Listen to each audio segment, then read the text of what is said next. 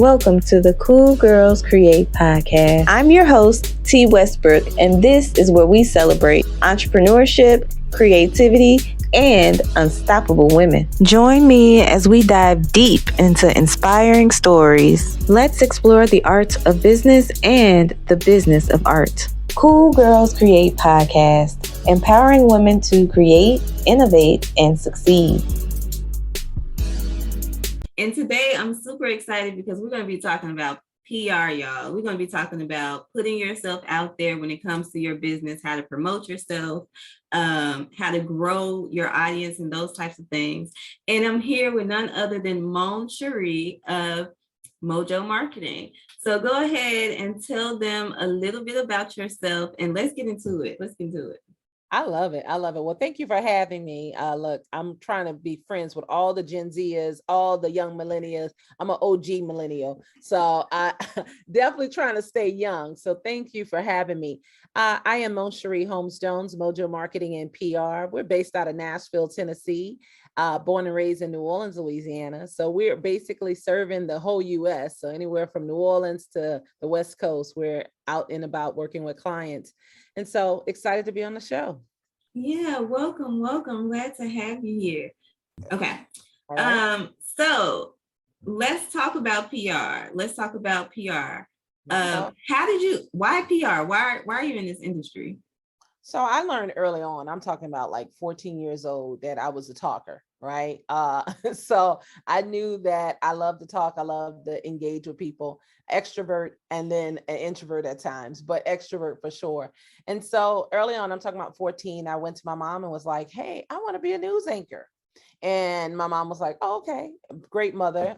She's passed on, but she would be, oh, I'll call and see if I can get you an internship. So at 14 years old, I was a gopher at a news station. She called and see if they had summer roles for a gopher. My mama was like that. She would figure out what options there were and cultivate those for you, whatever you said.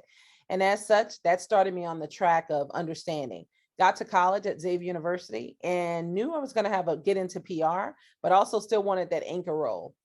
Got to experience a couple of different things, but realized I love amplifying. Didn't know that's what the word was then, but I knew I liked when people told me their creativity and they expressed themselves, that I wanted to tell other people about it. So I was the good gossiper, if that makes sense. And so the good gossiper told all the good stuff. Senior year, we had to do a little mini thesis at HBCU, and we had about 40 people in the PR program. And everybody was supposed to decide who would they be a publicist for and why, but explain how would they run a campaign. And I chose Nelson Mandela.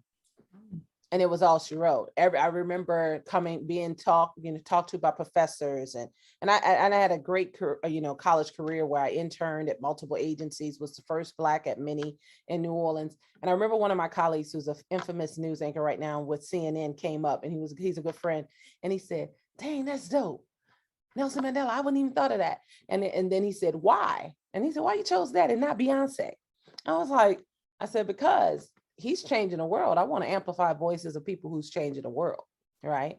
And I knew that then, even young and impressionable still as a college student, that I wanted to do that type of work, but couldn't, again, it had to grow and articulate. Anyway, fast forward, that's why PR. PR was telling people good gossip. And I wanted to be a part of good gossip. I wanted to see people who were good people. I knew a lot of good people. I know a lot of good people. And sometimes if I put 20 of the people I know in my life in a room, honey, we could probably call the president. Hello? And that's just connections, And so understanding how connections work and how to connect with people, it came natural to me. And it was all she wrote. I was great. Again, got the experience from multiple agencies, working on the agency side back in the 2000s when Black people were still hardly in the advertising, marketing, and PR space. Mm-hmm. And fast forward, I've worked for 5 Fortune 500s, both in advertising, marketing, and PR. So that was another thing. My degree was in PR, but my work was in the full agency life. So God was very strategic in blessing me with all the skill sets to run my own agency someday. And now we're here 9 years later. That's the segue into my next question. It's so you knew early on that you wanted to be in the good gossip industry, right? Or you developed that idea, as you went on to HBCU college, whoop whoop. And XU. yes. And so what was it that made you want to transition into running your own business when it comes to PR? Was there a pivotal moment? Was it a buildup? Was it always in the plan? What was it for you? I got to be honest, it was always in the plan. Again, one of my greatest gifts is my parents. Greatest gifts. And ain't no perfect raising, and ain't no perfect parents, and perfect kids. And I definitely was not a perfect kid. And so, but I was blessed, hindsight, to know my dad had his own business. He was doing truck driving, teaching people how to truck drive on the side on the weekends. And I was helping him. And I, again, telling everybody, my daddy got a business, he knows I was a talker, and I was getting allowance, my cousin and I, for helping him get the paperwork together. And that kind of gave me the bug, the early on.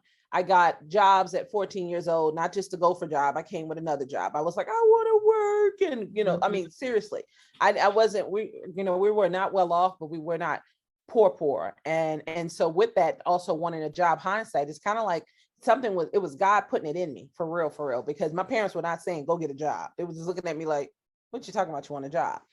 Fast forward, I got my first check and I wrote on the back, and I still own it. I have it framed upstairs. I was working at a wave pool, by a state park wave pool where they do the waves. Mm-hmm. And I wrote all the businesses I want to own. It was probably my second or third season working there. I worked every summer there. And I wrote it on the back, all the businesses I want to own. And I kept that. And I remember when I was going to high school, I was like, I'm going to own all these businesses. And it's variations. They've evolved since. There was a wedding company. There was all this different things. But it all tied back to some of the stuff I've done today. And I don't think I said PR, but I know I wanted to earn a firm or something like that, like have our own firm. So after college, I knew I had to work. I knew I needed to get the experience. So entrepreneurship was not in my mindset. About 3 or 4 years in, Katrina hit, and I was living in Detroit, Michigan, and had to go home. My husband and I, who was my boyfriend then, our parents lived 6 blocks from each other, and had to go home and help them. And that's when I realized I'm gonna need to do my own thing. I'm definitely gonna need to do that. It was because I needed the flexibility, but I also needed the experience. So so there was fear set in, like, you ain't got the time or the experience right now. You need to work. Yeah. So I kept the work going up until about Katrina hit in 2005. It was 2008 that bug hit, and I started doing out freelancing, somewhat work. And then it was 2011 when in January, where I was like, it was my first non-corporate job. I had taken a job to help reestablish a brand, a HBCU brand actually, and it was Babylon, the most beautiful place you would ever be. But it was also Babylon. Okay. And it was my first time. And I was like, January 1, I went in there and was like, you know what? It was January 2nd because I had to work the day after New Year's. And I was like, nah, I think I'm good. And literally gave like that day, the whole thing, like whole shebang. Here we go. Yeah. And I had been freelancing. I had done the community work. I was well known, and I am well known for serving, and servant leadership has been the benefit of my success. 100%. And as a result of that, I could pick up the phone any day and call people and be like, hey, can I, or do you know, and that, or I have this that I want to do. Is it possible? Right. And as such, I got a gig doing some contract work, working on a government contractor, helping them to market. And that was for the first client I had for my business. And then I also worked with Sally Ann Roberts and rep for her. Sally Ann Roberts is Robin Roberts' sister. So Good Morning American, Robin Roberts' sister. Okay. She was the first sister to be in news, also the first Black woman to be in the news in Mississippi, which was huge. So Robin followed in her footsteps, and she is one of the most popular people in news anchors. Like we have popular news anchors here and other places. Yeah. She's that in New Orleans. And so I was her rep. And then it's all she wrote. Yeah, you touched on so many things that resonate with me, and I've had conversations internally, but I think this is a good time to like hash this out on the podcast. But so for me, my dad worked in corporate America in IT, and my mom, she did a number of things, and both of them did like entrepreneurial things. When I was growing up, my mom was very creative. She would go make like baskets for different holidays and go buy all the stuff, make like 50 baskets, and then it sold out in like one day. And she would have us doing that, helping her, at 6, 7, 8 years old. And I had no idea what entrepreneurship was. My dad had his own tax business since I can remember. So now he has, hundreds of clients. But it's like when I went to college, my mind was get a job, work in corporate America, get a salary, da da da da.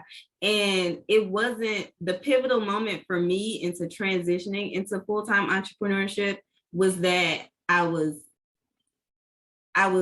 playing with my passion a little bit. Like it's a little bit different when I'm thinking about your experience, because you knew what your gift was and you kind of leaned into that as you matriculated through life. Right. For me, it was like a wake up moment. It was like, I'm stressed out at work. I worked in corporate finance. So I'm stressed out. I'm breaking out into hives. I have my little side hustles, but what's stopping me from just going for my passion? Right. And so it was like a wake up moment. So when I'm having these conversations, it's like, whatever you're passionate about, or whatever gift God gives you, or whoever you believe in gives you early on, if you lean into it and nurture it, this is what happens. It's inevitable that you'll have something that can outlast, the test of time, or something that you can build from, over time. Yeah, I think everybody's looking for that one thing and one thing only. And I've always, that's not possible. It's not possible. There will be only 1 year of life if you only have one thing. And that's not that you're multifaceted or that you have the jack of all trades. It's not that. Things require, you need one to level up to the other. And so be okay with that. And it may be baking cakes tomorrow, and then it may be designing a home because of you baking the cake. You never know. Exactly. The range. And it doesn't always have to be creative. It could be very much technical. It could be that I manage IT, but I also understand the structures of completing forms, and I can run a tax business, right? And exactly. Tax is seasonality. I would say this. A lot of people say, I don't know mine. You do know it. You know it. You know what it is? It's what you wanted to be when you were in kindergarten. Yep. What they asked you, that question, that's what it is. And guess what? That doesn't mean that's the end of it. And what I wanted to be, I knew I wanted to be a news anchor because our first grade teacher built a TV box out of a box. And we all had to come up with a commercial. And I remember being so excited about that project. And I was very much an ABC student. I had a rough life from my mom was very ill when I was growing up. And so she was absent a lot because of that. And I remember just being so excited about her being home and able to come up with a commercial. And I came up with a toothpaste commercial. And my daddy took a piece of paper and wrote the toothpaste brand on top of a real toothpaste box. And I was going to be in the box like all the other kids. And that excited I can still feel the excitement to this day because it's one of my, what do they say on TikTok? It's one of those cloud 9 moments those memories that you're going to, core memories that I'm going to remember forever. And I remember being so excited, whereas before in first grade, kid you not, I used to be like looking to cheat on somebody's paper because I wasn't connected. I would be what is a test? What you writing on? I remember sitting on the front row like, what is she writing? What am I writing? Like not being connected because of personal things going on at home. Now that I know that, but that triggered me, and that beget I want to be on TV. Oh, I want to be a news anchor. Oh, and then I met a news anchor. Then I definitely wanted to be a news anchor, and it just grew. And I ran away from the news anchor thing. That's a whole nother story. That was a runaway. That wasn't, I don't want to be that. That was me running because of fear. So don't let fear decide your decisions on purpose. You see what I'm saying? Purpose is stronger than fear. Exactly. So look, ain't nothing been perfect. It sounds perfect, but it ain't. If you fear is not the strongest thing. We think fear is. We think anything that is attached to fear is the strongest thing. No, purpose is the strongest thing. Be scared of purpose. Revere God in that manner, whoever your God is. Yes, I agree. And just to piggyback off what you were saying about, all of your life experiences, they build you into a one-of-a-kind person. So, like you said, you could be baking cakes today, but that experience could help you, be designing something totally different tomorrow. And for me, all of the experiences that I had, my first job, I was have you heard of Girls Inc. from like the YWCA? It's a program for I was a program teacher. So I dealt with a bunch of, it was teenage girls, I'll never forget. And I had to design a program for them for the summer that they would have to, have a curriculum and all that. And I was a dance teacher. So I would teach them dance and mix it in with, I lived in Memphis. So it was a little rough in the area. So that was my first job. That gave me my first taste of being in the nonprofit world or doing something outside of a traditional job. So, and then working in corporate America. So all these things, they build you up into who you are. So just lean into that and embrace the journey, like you were saying. Yep. Okay, so let's pivot a little bit and let's talk about some PR stuff. Yeah, let's talk about it. All right, so a lot of the cool girls that listen, they are passionate about a business that they have or they're starting. And so I want to talk a little bit about having a small business and not necessarily having a huge budget to market it, but what are some core things that you can touch on that would be, good advice for someone with a small business and they're wanting to take the, scale and grow it and grow their audience? Yeah, I would definitely say this. So you can amplify right now. That's first things first. You can make noise about your business right now. So sometimes it's about understanding that you don't have to wait. Well, I remember starting mine. I may have known marketing, branding, advertising, PR all day long and be versed to the point of no return. But the business structure stuff was it's like science, right? Mm-hmm. And so we were like, oh, I need this to do this. My girlfriend loaned me. I was, again, broke when I launched my business because I just walked off that job. Remember I told you I just walked off? Mm-hmm. And so I borrowed $200 from my girlfriend to get business cards and get a logo done, child. This is 2011. Shout out to her. And as a result, we're here now, $1 million business, but that's another story.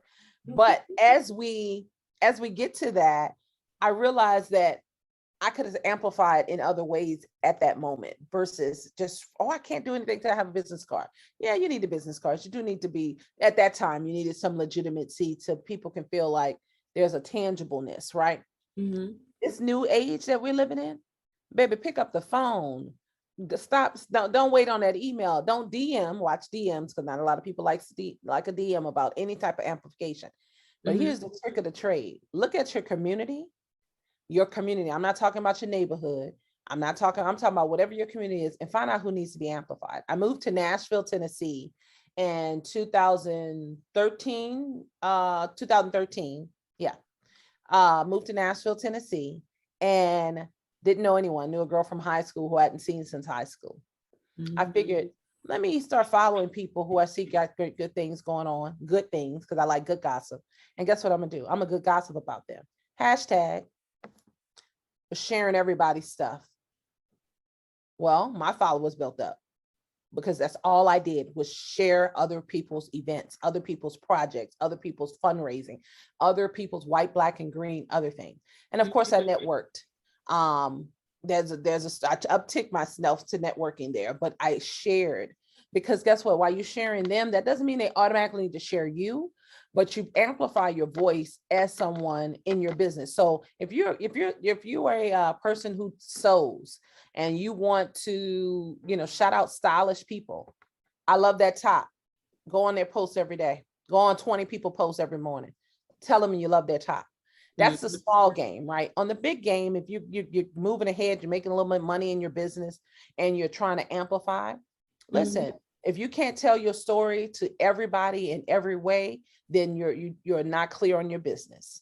Meaning, if you can't call the Washington Post today and ask for the editor with your own mouth And every PR ain't good, because if your brand ain't set up right, you don't want PR. So I won't jump to PR without making it. I'll come back to that real quick. But you have to be comfortable in saying it, not just to the girl at the networking event or the guy at the networking event. You got to be comfortable in talking to the president about it. You got to be comfortable in talking to, and not just leadership, or to a banker about it. Mm-hmm. If the banker requires this type of knowledge, then you should already have it when you're talking to your girlfriend about it. Right. Get real comfortable with telling your story about the brand, not so much about your why. Your why will come up. Yeah. And I'm not saying that we don't want your why. Your why helps to put layers on the brand, but the brand has to be finite. They're going to ask you that question of, so what do you do? Mm-hmm. When I first started, I was doing events to get more noise about the PR I do, right? Because I knew, so I created something for Southern Black women. It was the Southern Woman Expo. And but that wasn't going to be the only thing I was doing. I had the clients that I had. I was doing a couple different things too, that PR people do events all the time, especially back in the day. And so when people, instead of me saying, oh, I do PR, or I'm a PR professional, I would make my conversation intriguing, because I knew my story. I knew what I was offering. And so when someone would say, what do you do? I said, well, I create events for women to celebrate themselves, because I was specifically working for women at the time. And so they were like, wait, well, events? Okay, well, tell me more about that. And I said, well, right now we have a project we're working on called the So Woman Expo. It's happening in October. And then we're amplifying all of the folks, that are being featured on stage through PR and all these other tactics. It became a conversation. Oh, so you guys do PR? I say the PR and events. And that's when it was like, give me your card. Because they heard all of that great enticing conversation, but then at the end, the sale was PR and events. Yeah. Right? You know what I'm saying? Because a lot of times when you hear folks talking, a lot of times when you hear folks talking about the multiple things they do, it seems convoluted. But if you tie that story well, and you put the two main things, what's the Big Mac of your brand out? McDonald's sell 40 things on their menu, 40 different things, probably 50. So don't let, I see folks talking about focus on one thing, do that one thing. Well, yeah, okay. But you can have 40 products. Yeah. You can have 40 products. You see what I'm saying? You know that this is okay. Because these are conversations these are things that you have to figure out during your entrepreneurial journey, or if you're building anything. So one, being comfortable enough that it just rolls off your tongue when somebody asks you, what it is that you do, or what's your brand. In my early days, I would get a little shaking my boots a little bit when people ask me that. But you have to get so comfortable about your brand that it's just second nature for you to talk about it. Because if you don't believe what you're selling, you're not going to be able to sell anybody else on it. And then the other thing that you mentioned was amplifying, and I like the word amplifying. I like that you're reiterating that, because that's what it's about. But not so much focusing on, okay, this is what I do, but showing people through action, through your platforms, through the events, and tying the story together. All those things are important, and things that you have to learn as you matriculate as an entrepreneur. So you just saying those things out. And I know that's going to be so helpful. Your finance side is coming out. So, I've been doing it for a minute now. And so I can, but I've also been, because I'm somebody who likes to amplify other people and tell other people's stories and that good gossip. I've always had that gift of paying attention to what people say and hear. And so I could see if you heard what I said, and your finance side is allowing you to pull in things. That's why you're going to be successful, because your finance side is allowing you, so that, again, though it may have given you hives because of the culture you were in or what it was. I learned so much. Your management style is allowing you to receive and pull those nuggets out the way you are. See, a lot of times when you're in entrepreneurship, you're trying to make $1 out of 15 cents. You're trying to do some other things. You're trying to eat. Look, I didn't see my mama for 2.5 years. Now she's dead and gone now, but I didn't see my mama for like 2 years because I was building this thing and on a budget. You know what I mean? It was like, I got time to be traveling, whatever. Now hindsight 2020, I would throw it back. I get a whole business away to see my mom again. And that's 100%. But what I will say is that in hearing you repeat that, that's a key nugget too. A lot of times we get in all this noise. And I used to be one too that, let me look for inspiration every morning. Let me post inspiration. Let me inspire myself. Right. But in reality of it is, now I'm about to get black versus white here. And shout out to everybody being on the call, no matter, or listening to this podcast, no matter what race you are. But right now I'm gonna talk to my sisters. We're privileged.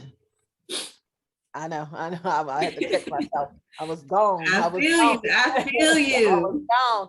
I was gonna be gone.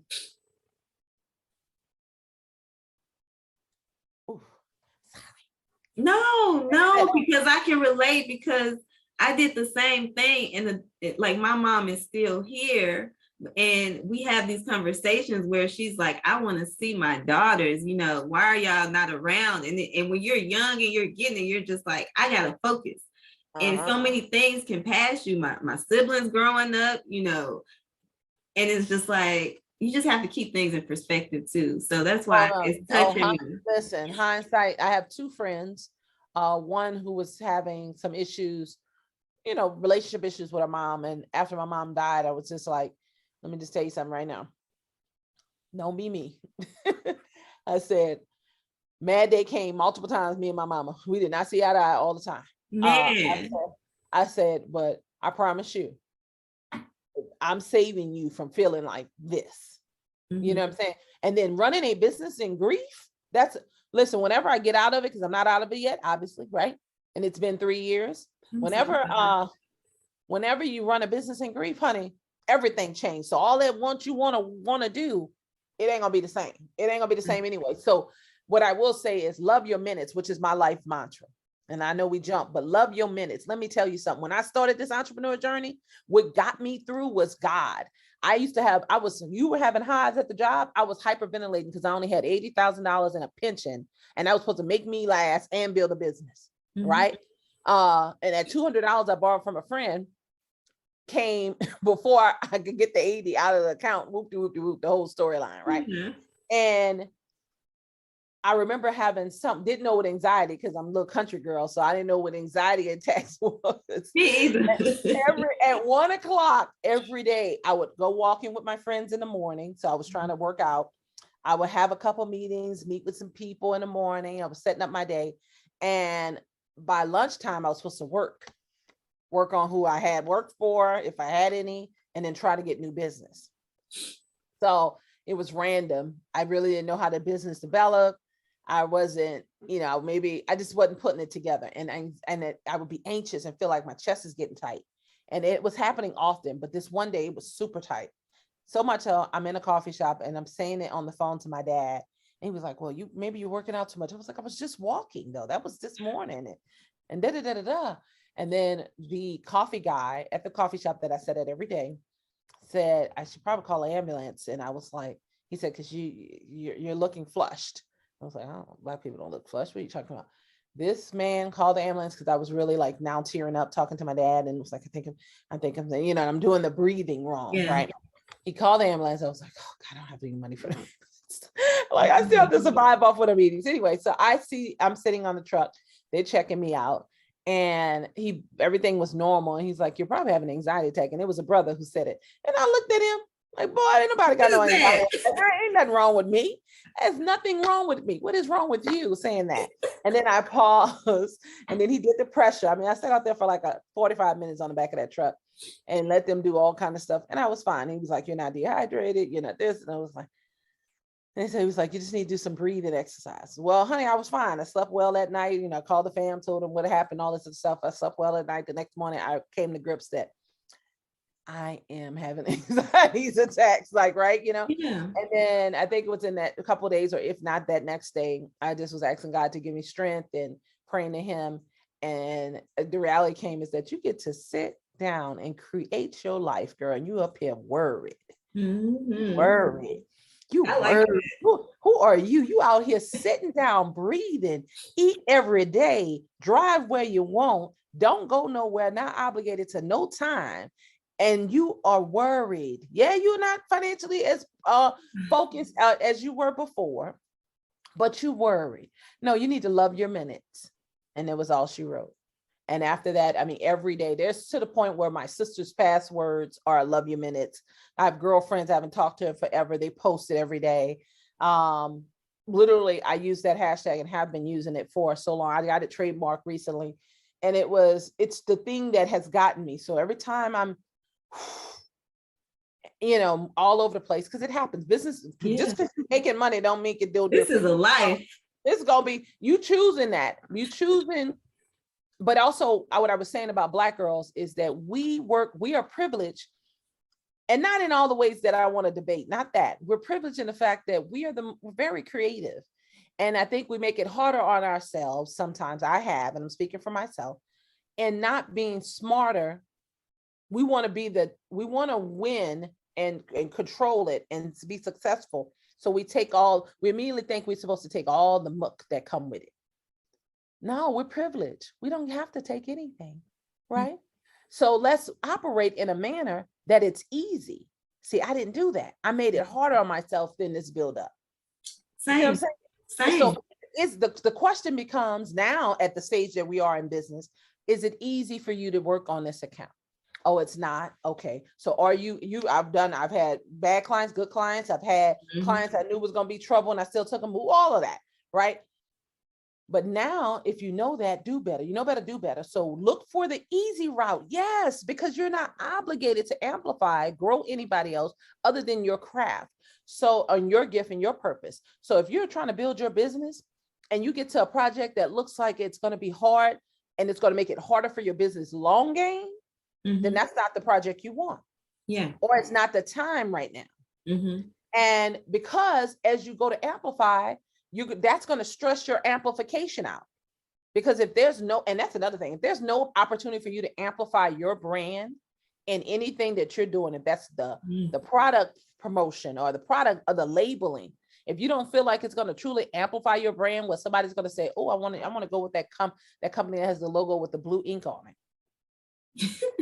I'm just getting down to but see, that's a good point. I want you to dig a little deeper with that and talk about what really matters, because people get so caught up in, I gotta have an LLC, I gotta have my logo, it gotta be these colors, it had no glitter. Debates about all these things in entrepreneurial world, and none of that matters, right? So in your opinion, what matters when it comes to amplification? What matters is, okay, and so we told you, if you can't find your gift and you can't figure out your purpose, go back to when you was in kindergarten, everybody asked you what you wanted to be, and start there, right? Now we're going to tell you, when you're in this thing and it's time to make steps from this thing to the next moves, the levels of entrepreneurship, what matters? It all matters, but it doesn't matter to the point that it's not going to get you to your end result. So now you got to know, what do I want to be at the end of your life? Now you go to the end of your life, right? And you say at the end of your life, when they put on your headstone, what is going to be on that headstone? And you work back, because if they would have asked me that, I would have told you, listen, there has been a lot of different things than we've seen today. It wouldn't have been this struggle that we got to today, right? So what is on that headstone? Are they going to talk about you making $1 million? Probably not. But they're going to talk about what, and work your way back. Work your way back to how you get to that point. And if it's family, if it's whatever, work your way back to how you get to that point. And it'll allow you to kind of pause in some of these things that you're spending a lot of time on. So yes, no, you don't want glitter. Yes, you want to be forward thinking and progressive. But do you want to make 10,000 changes on a logo because you're trying to prove a point, or you want to look like something else? Well, if you want to look like something else, then look like it then. Now, does that benefit you? Who knows? Understand positioning that's why brand comes before amplification. There's no reason to be amplifying something that's not branded. Right. So if you want to get in the weeds of the LLC, yeah, you want to be legal with the world. You may want to be legal especially when you're making some money, but that shouldn't hold you up from growing. It shouldn't hold you up from moving forward. Trademark, yeah, you want to get a trademark, but that should not hold you up. Don't make it harder. Don't make it harder on yourself by waiting. Procrastination has been the death of many. And when you get to the end, they're not going to ask you what you've done and what you've not done. You're going to know when you close your eyes what you've not done. And that will be how you will, end your life. I got COVID in 2021. 2020, I was great. I had the best COVID vacation. Money was, different. But I went and got a garden. I was coming outside sunbathing at noon every day. Life was good. Business was still working from home, all of that, keeping safe. 2021, we had a snowstorm. We got back out some kind of way. We got ill through my husband going back to work, and he got it, the whole thing. Well, honey, I got it, and God was like, yeah, so it's gonna be a little bit worse. And I was in the hospital for 30 days, ICU, the whole shebang. So we knew we were prepared for, I mean, I had to make these phone calls from bed before, and not when I got to ICU, I was not on the phone. But prior to, like when I first got there and they were giving me oxygen, 19 liters of oxygen, I was trying to handle my affairs from bed. And there were some things I didn't have in order, because who knew, right? And I remember telling my lawyer friend, hey, I need you to write some things up. And I text a friend who owned a business similar to mine, and she lives elsewhere in New Orleans. And I said, hey, I have this many clients on my books. If you buy my company, I'll give my husband this amount of money. And he'll offload the office and all of this other stuff, but you can have at least make profit times 3 or 4 on what you buy it for. You see what I'm saying? Because that would make sure he would be straight in addition to what we had. And I remember her saying, what? And I'm texting this to her. She was like, what are you talking about? Like, what? It is like, I'm like, it is what it is. I had to make these moves already in that bed, worrying about, other folks. But rally came again. I had done nothing, honey. And it was that loving your minutes mantra I had been talking and taking moments and actually dwelling in. I hadn't done it right. I think I understood it. I understood it at its infancy, but not at what it really means. Loving your minutes is not so much that you don't work for anybody and you don't work for your business, but it truly is creating the life so that you can love the minutes you're in. If that's you're working, if that's you're enjoying yourself, your quiet time, if that's whatever, like everything. If I feel apprehension right now, there's somebody asking me to take on a client with them, and I'm hesitant on it. I'm hesitant on it because it's not following the process that I normally follow. And I had an incident like that before, and it went south multiple, like recently. And I was like, it didn't go south bad. Like we did great work, but it was bad stress for my team. It was stress for us. And it's the thing about it is that ain't loving your minutes. That ain't loving your minutes. And no, everything is not going to be perfect, but if you can mine through it, then you can get back to loving your minutes. But if you can't mine through it, and so I'm hesitant. So hesitancy tells me that it's not fitting my mode and that I'm forcing something. So it put my big girl's drawers on and said, oh, that's great money. However, I'm gonna have to pass. You know what I'm saying? Yeah. And so that's what we have to do. And sometimes it's, hey, great money. Sometimes it's showing up. 80% of life is showing up. That's a nugget. 80% of life is showing up. It is not about what you got on, what you're wearing, if your hair done or not. 80% of life is showing up. You miss most of your wins when you don't show up.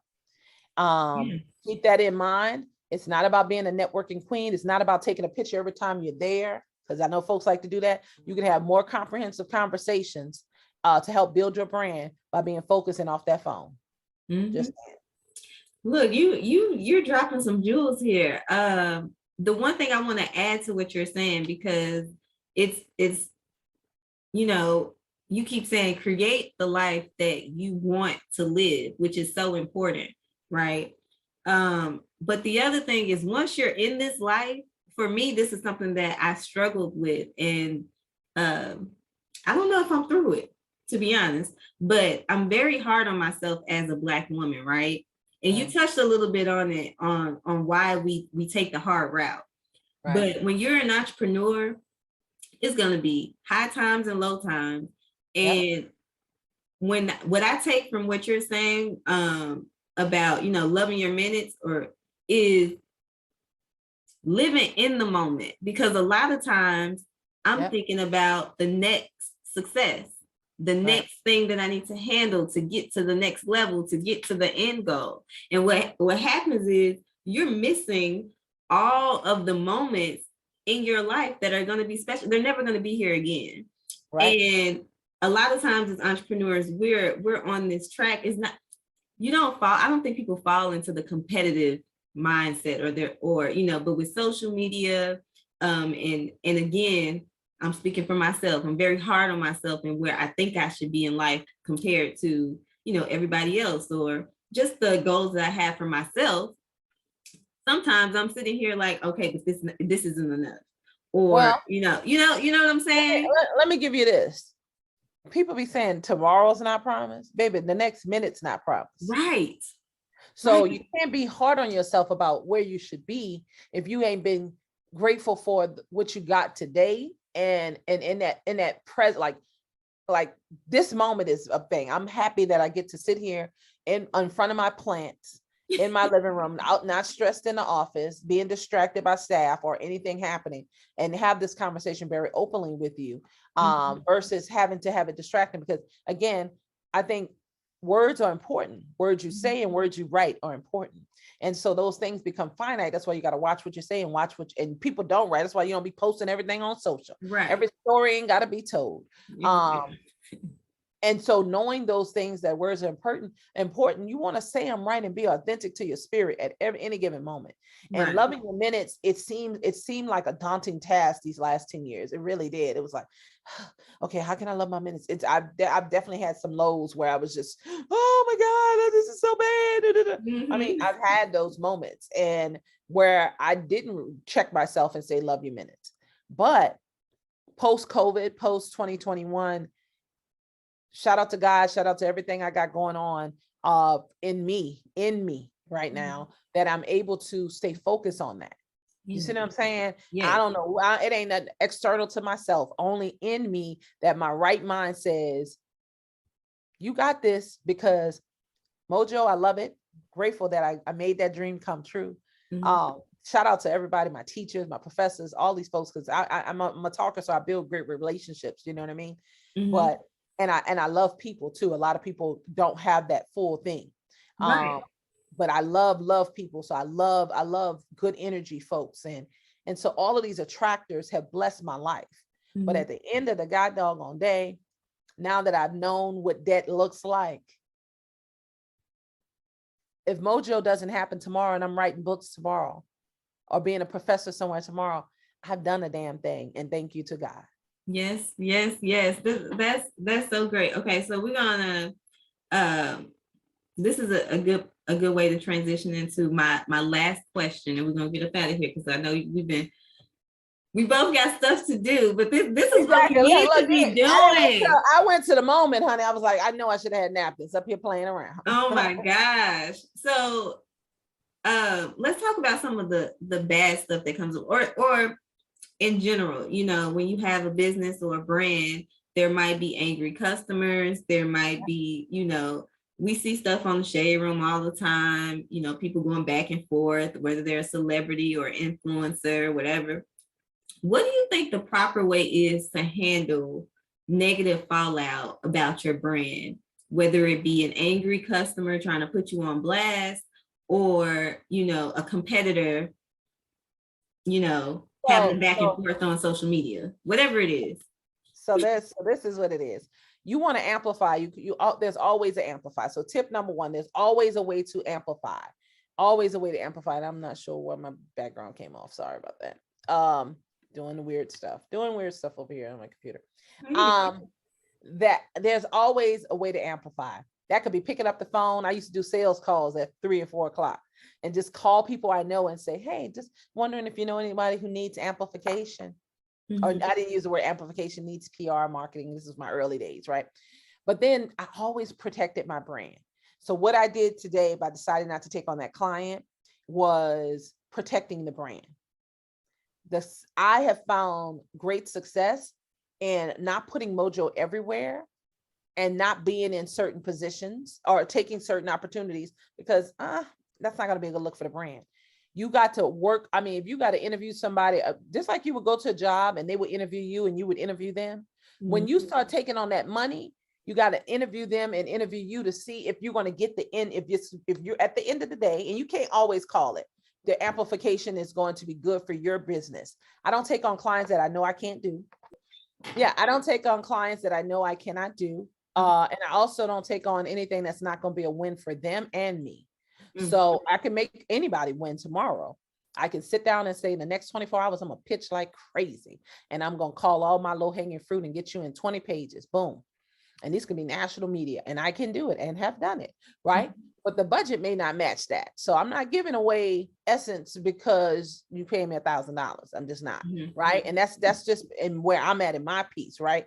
But long game, and I'm just saying that because again, the exposure you get from a national pub, I get no return on investment for that after that $1,000. You know what I'm saying? Yeah. But long term, if you amplify, if you're amplified, but I'm not able to be like, hey, look, I got this for this person so that I can get more clients like that. It all needs to make sense. You have to protect your brand is what I'm coming to. Yeah. Protect your brand, not so much from people who are bad or bad clients. Protect your brand if it's a win or not. Is it a win? And your win is not just money. Unless the money is so good that it will get you capital to get more staff, to get more clients like that. Yeah. Right. So the win can't just be money. The win has to be amplification for the client to the point where they decide to stay with you for 3 years. The amplification for yourself to where your phone's ringing off the hook. And so that's a win. I think, again, let's not make it hard on ourselves and think, because we'll take anything. Because guess what? I used to take $200, $300. I used to take $400 for, I'll do that logo for you. And I had to pay the logo guy $300, $400, and I made $100. I used to set up advertising campaigns for people, and they'll go straight to the radio station or the TV station and pay them, but wouldn't give me my cut. But I did the whole plan. I'm the one, it's my rep. And the rep will call, they came and dropped the payment off. I just wanted you to know because you didn't get your cut out of it. There's a 15% referral. I'm just going to do this myself, but you wouldn't have known him, nor you would have gotten this information. So you wasted my time. You know what I'm saying? So I've taken the losses. Even on bigger clients, I've taken the losses. The reality of it is I want Black women to not just go after money, just to say, go after money. Make sure your skill set match up now, sis. I'm not sitting here saying, go get the big checks and you ain't got it. Bring the heat. Even if you ain't got even if it's not you, add somebody to your team who got the skill set. You see what I'm saying? It ain't always got to be you. It ain't got to be you. It ain't got to be you. Yeah. Find out who's doing something just as well as good, and add them to your team for that project. And make the money.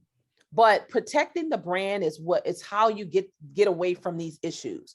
I also, knowing your ideal client, we always try to define those things early on. I've had many clients go through the branding sessions and all of this stuff, but we don't marry to that.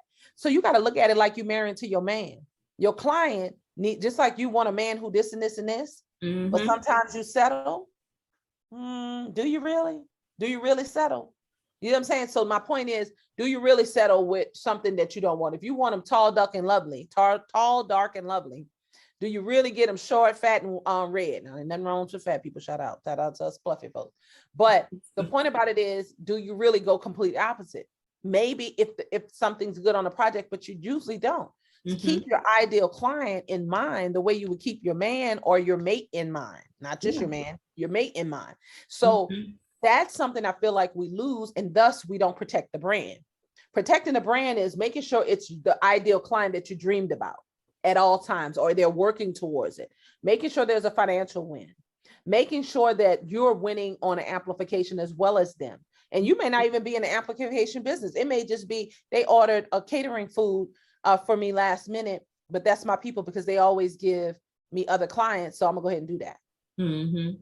Or it may be she's ordering catering clients, but I'm gonna put on a good presentation for my clients and they're gonna love it because her food's always on point. That's a win. That's a win. That's a guaranteed win. But I think that's how you protect the brand. Now, when it comes to dealing with people, non-disclosures, non-competes, make clients sign them suckers, honey. You don't get to talk about my business. Because they want you to sign non-disclosure, not to share their business. So guess what? You're gonna sign one as I'm being a vendor on how we don't allow you to talk about our business. So we ain't got to worry about it at the end of the day if it's gonna be some pop-off stuff happening. You know what I mean? Yeah. That's it, my girl. That's yes, you dropping all the jewels. All right. So this has been an amazing conversation. I'm so happy we had it. I'm so glad we made it happen. Yes, we made it happen. So is there anything that you would like to share with our audience to close us out? Any upcoming projects, anything you want to plug? any advice you want to give, this is the time for you to share that. Awesome. Well, ladies, look, I'll say this, and gentlemen who may be listening, you only got but so much time. I appreciate you for taking the time to listen to us today, to us, just to see what you can learn, because you're already doing something for yourself. But the time you spend in fearing, you're wasting. There's no way that fear has any power. The time you right now, you're listening to us because you're looking for some more insight. You may be holding off doing something because of fear. You need to stay in purpose. Realize purpose is that big thing. And I'm not talking about this little aloof thing that you don't even know what it is. I'm talking about that thing that you know you're supposed to be doing, but you're putting all this stuff in front of it. And this is coming, me speaking to myself if I was just starting out. You're putting all this stuff in front of it because, okay, I'm not really wanting to deal with it. We are worthy and privileged to do it just that easy. Whatever it looked like, do it just that easy. It don't need all that extra stuff on it. You already had the vision. It didn't say you need to call your cousin, ask her to be in a business with you. It just told you you should be doing it. So I would inspire you at this moment to focus and do it on your own. And when it start looking like ain't nobody picking up the phone, call 5 other people. You right. Host a tea party. Hey, y'all, I want to do a nightcap with y'all. Everybody get a shot and jump on it, and use that as a time to get people to say it. So I'm going to leave y'all with this. I'm Monchiere Holmes Jones. I am a Black-owned, woman-owned agency, full service out of Nashville, Tennessee, serving the U.S. and hopefully other places outside of the U.S. in the future. Main thing is that we're $1 million firm, and I built it from the ground up. And if you need somebody, give us a call. Yes. And with that being said, I don't even need to add an extra word. Thank y'all for tuning in today. It was a phenomenal conversation. T and Monchiere signing out.